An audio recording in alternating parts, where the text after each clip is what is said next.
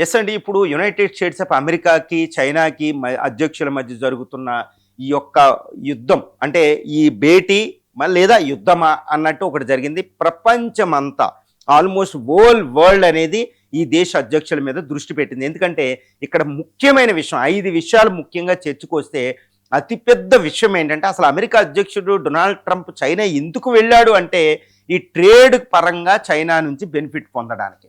ముఖ్యంగా అమెరికాకి సంబంధించిన ఈ సోయాబీను, తర్వాత అమెరికా కంపెనీలతో ముఖ్యంగా బోయింగ్ కంపెనీ నుంచి కొన్ని వందల యుద్ధ విమాన సివిలియన్ ఎయిర్ క్రాఫ్ట్ని ముఖ్యంగా చైనాకి అమ్మడం.